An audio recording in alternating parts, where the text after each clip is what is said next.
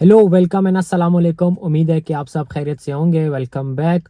आज की वीडियो में मैं बात करने लगा हूँ एक उस ट्रेजेडी की जो रिसेंटली ऑस्ट्रेलिया में हुई है एंड डेफिनेटली उसके रिजल्ट में एक पाकिस्तानी जो स्टूडेंट था उसकी डेथ हो गई है। और इन पैरेलल मैं बताऊँ तो एक जो पाकिस्तानी स्टूडेंट था जो सर्वाइवर था उस इंसिडेंट का, उसको गवर्नमेंट ने पीआर ऑफ़र किया है। अलॉन्ग विद दिस डेफिनेटली एक फ्रेंच नेशनल था जिसने उस इंसिडेंट में रिटेलिएट किया और उसको भी जो है वो पीआर ऑफर हुई है। फिर as a result of incident कितनी जो है आपका डेथ्स हुई, डेफिनेटली कितनी इंजरीज हुई, फिर जो पुलिस ने किस तरह रिस्पॉन्ड किया, फिर जो बंदा था उसके साथ क्या हुआ, इन सारी चीज़ों के बारे में बात कर लूँगा। Because what I thought is कि आप लोग जो मुझे फॉलो कर रहे हैं, मैं आप लोगों को पीआर की गाइडलाइन, स्टूडेंट वीज़ा की गाइडलाइंस या वर्क वीज़ा जो 476 था उसकी गाइडलाइन दे रहा था, उसके साथ साथ मैं आपको ये ज़रूर बताता हूँ कि ऑस्ट्रेलिया में आगे कौन सी चीज़ें करनी चाहिए, कौन सी चीज़ें नहीं करनी चाहिए। एंड रिसेंटली आई स्टार्टेड कि मैं आपको ट्रैफिक लॉस के बारे में बताऊँ ऑस्ट्रेलिया के, सो दैट वो सारे लोग जो ऑस्ट्रेलिया आते हैं और जो ड्राइव करना स्टार्ट करते हैं वो डिफरेंट तरह के ऑफेंसेस ना करें ताकि उनको डिमेरिट्स ना लगे, उनको फाइन्स ना लगे। फिर बहुत सारे लोग यहाँ पे होते हैं जिनको नहीं पता होता कि आपका जो पहला फ़ाइन है वो रिव्यू के थ्रू जो है वो वेव ऑफ हो जाता है। तो उसी के साथ साथ आई थॉट कि मैं आप लोगों को ऑस्ट्रेलिया की जो भी न्यूज़ होती हैं या जो भी इस तरह के इंसिडेंट्स या इवेंट्स होती हैं जिससे हम कुछ ना कुछ सीख सकते हैं और अपने आप को फ्यूचर वाले इस तरह इंसिडेंट से बचा सकते हैं, वो मैं आपसे शेयर आउट करता जाऊँ। Technically I just want to keep you posted in regard to जो भी करंट हैपनिंग्स हो रही है ऑस्ट्रेलिया में। सो जो ये इंसिडेंट है ये सिडनी में हुआ।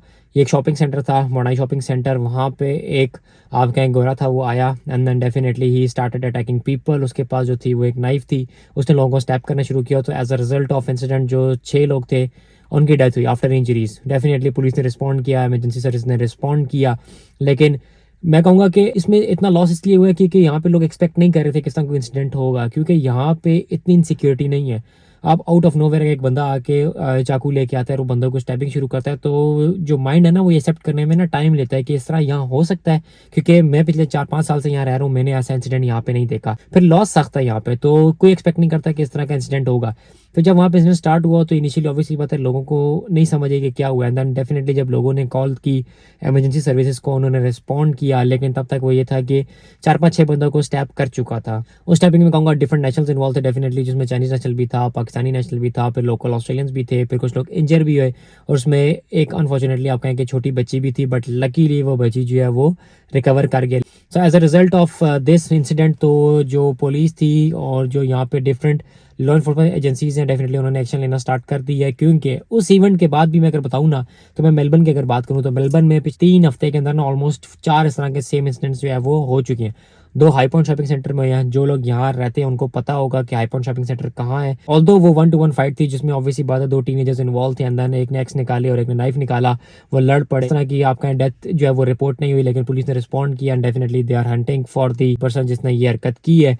एंड उसके बाद अगर मैं बात करूँ तो जो लोग सेंट एल्बन्स या वेस्ट में रहते हैं, तो यहाँ पे लास्ट वीक मैकडोनल्ड जो है यहाँ पे स्टैबिंग हुई है। यहाँ पे जो था एक ओल्ड एज पर्सन था, उसने आके ऑर्डर दिया एंड देन उसकी आप कहें कि सॉर्ट ऑफ तल्ख कलामी हो गई किसी टीन एजर के साथ, जिसकी एज अराउंड बताई जा रही है कि 16 ईयर्स है। And then as he move along तो बंदा बाहर आया और उसने उसको स्टैबिंग स्टार्ट कर दी। As a result police call होगी, डेफिनेटली वो बंदा भाग गया, लेकिन उनको जो है वो नाइफ या जो चाकू उनको मिल गया है और उस बंदे के हैंड के ऊपर है। एंड सिमिलरली अगर मैं बात करूँ तो 3 दिन पहले की जो फ्राइडे गुजरा है, उस फ्राइडे को यहाँ पे टेलर्स लेके आए शॉपिंग सेंटर ना, वहाँ पे सेम इंसिडेंट जो है वो हुआ है। क्या हुआ, एक बंदा गया, उसने बुलवर्ड से जो है वो नाइफ जो है वहाँ से उसने चोरी की and then he went to the Flight Centre. Flight Centre is basically जहाँ से आप जाके ना टिकट्स बुक करा सकते हैं। तो वो वहाँ गया and then he try to attack a girl जो वहाँ पे काम करती थी अराउंड 35 ईयर्स ऑफ एज। लेकिन जब उसने वो चाकू निकाला तो लड़की ने डेफिनेटली जो शाउटिंग स्टार्ट कर दी। वहाँ पे ना कुछ कजन्स थे वो जो गुजर रहे थे, जब उन्होंने देखा कि इस तरह का इंसिडेंट हुआ है, उस लड़की को चीखते हुए देखा ना, तो उन्हें पता लग गया कि कुछ हो रहा है। And as they move toward the Flight Centre उनको पता लगा कि एक बंदे के हाथ में चाकू है।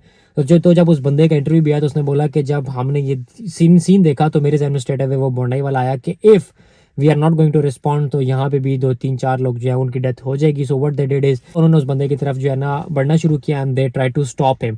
उन्होंने डेफिनेटली चेयर्स का यूज़ किया एंड देन डेफिनेटली वो 2-3 कज़न थे, उन्होंने उसको समहाउ ओवरकम करके उसका जो चाकू था और नाइफ थी वो अपने कब्जे में कर ली एंड देन उसको उसकी मजीद हरकतें करने से रोक लिया। And then they called on the police, और पुलिस की अच्छी बात यह है कि police have responded within couple of minutes और पुलिस वहाँ पहुंच गई। एंड देन जब वहाँ पहुंची तो उस बंदे को पकड़ लिया।